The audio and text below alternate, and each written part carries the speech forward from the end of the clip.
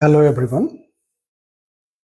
Welcome to another lecture of the literary mind. Our topic for today's discussion is the thinkers of modernism.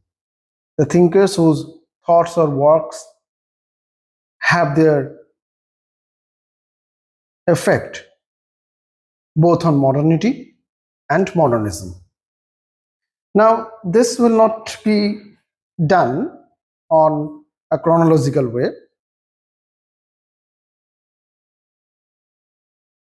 Rather, we will discuss it, I will say, rather arbitrary way. Now, our thinker for today's discussion is Nietzsche, the foremost intellectual thinker and philosopher whose works have their critical effect both on modernity and modernism. Now, Friedrich William Nietzsche was an unconventional philologist and anti-idealist philosopher. He was educated at the universities of Bonn and Leipzig,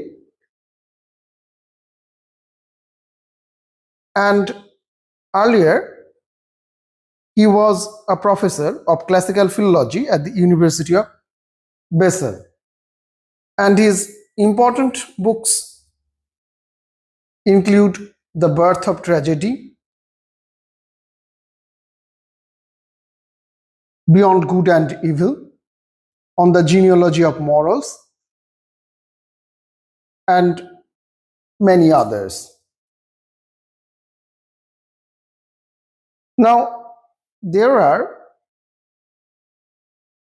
some concepts or something thoughts of Nietzsche that we will discuss.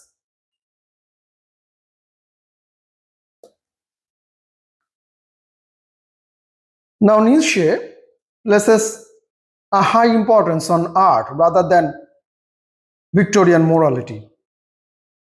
Art and aesthetics to him were the primary responsibility of the artist and the individual. And art is the actual metaphysical activity of mankind. And it is only through art and aesthetics that the existence of world could be justified. Now, art and aesthetics also give us a chance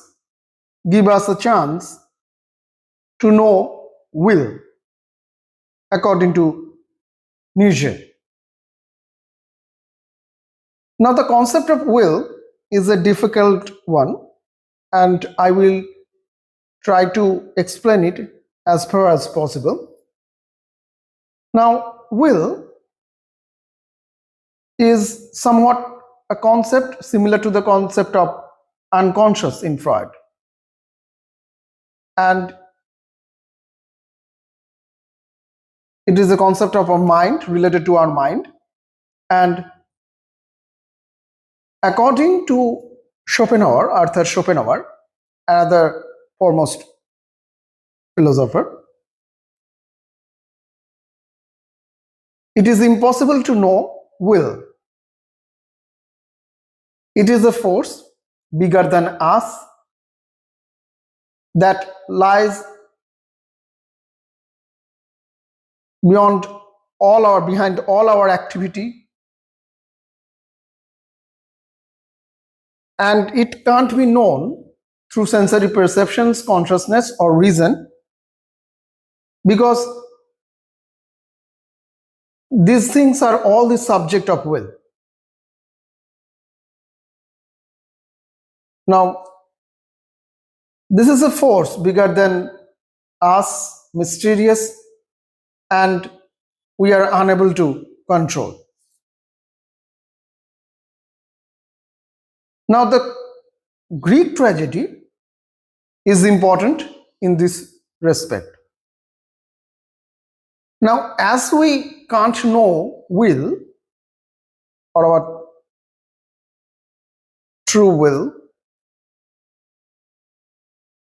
through reason, Greek tragedy, as he said, is the interaction of Apollonian and Dionysian energies, where Apollo, Greek god, resembles stoic, thoughtful, logical, and reasonable qualities, and Dionysus, on the other hand,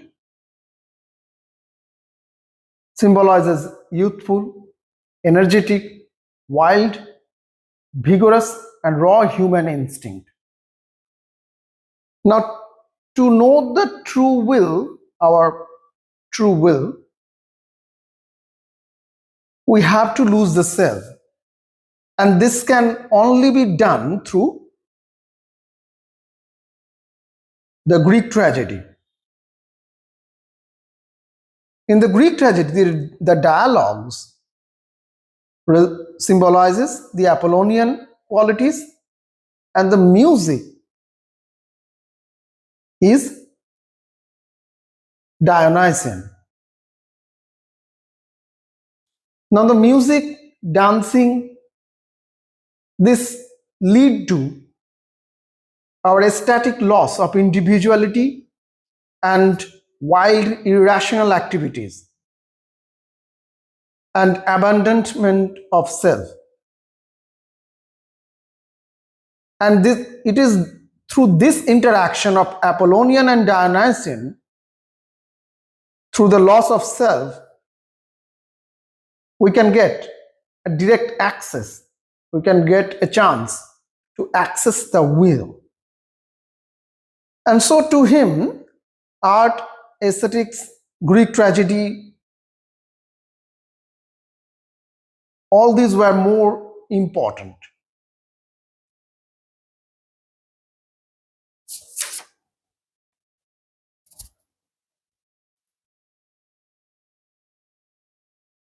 Another important concept of Nietzsche in relation to modernism is the concept of overman. Now, it is a creative being, according to Nietzsche, who could transcend morality, religion, and ordinary society.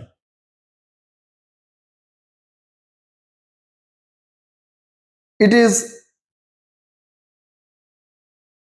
the metaphor of human potential, and it gave importance to culture, not reason as such. It exemplifies the self-possession, autonomy, and uniqueness of the sovereign individual in a modernity dominated by mass production and consumption. Now, what this overman tells us, the concept tells us, is to transcend the barriers, of morality, religion, and as such of society, ordinary society, and which was important in respect to art and literature.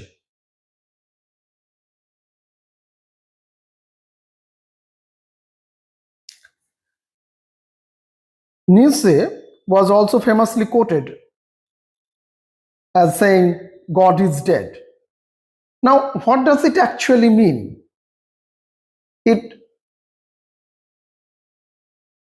means actually the demise of belief system in the metaphysics of God, and also the Christian value system and European culture.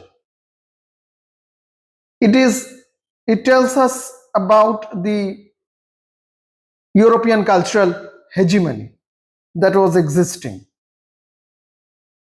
This does not mean the immediate abandonment of all the metaphysics related to God, but rather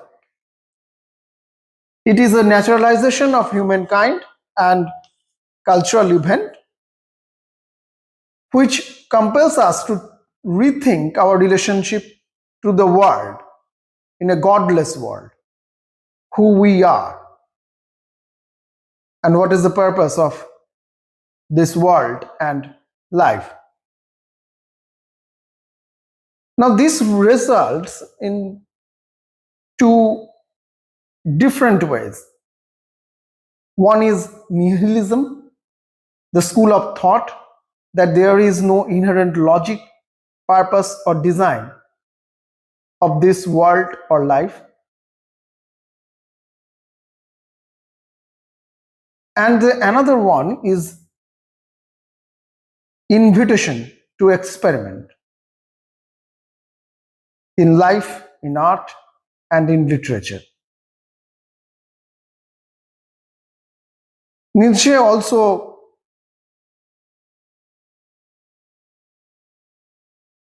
tells about individualism.